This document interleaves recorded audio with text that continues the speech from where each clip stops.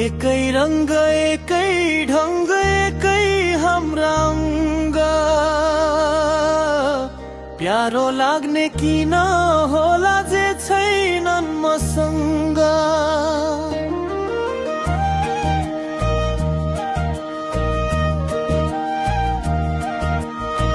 जन्नै पाइन मैले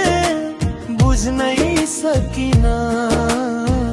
तिम्रा लागि त्यति धेरै मरिहत्ते किन विपरीत लिङ्गै हराएका आपसमा आकर्षित हुन्छन् सधैँ आउँछन् बहसमा छोपिएकै अङ्ग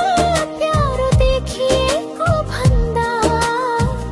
उध्रिएको चोली हेर्ने बानी छोडो बन्धु जन्नै पाइन मैले बुझ्नै सकिन तिम्रा लागि त्यति धेरै मरिहत्ते किन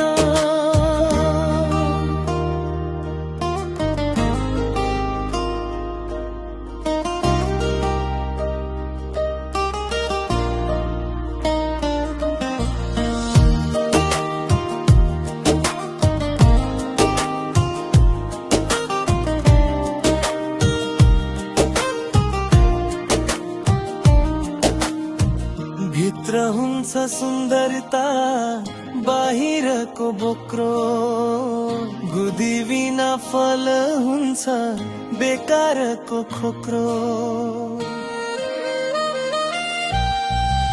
जस्ता वस्तु उस्तै दृश्य नजर भित्र पर्छन्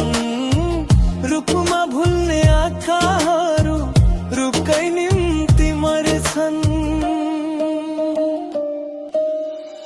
जन्नै पाइन मैले बुझ्नै सकिन तिम्रा लागि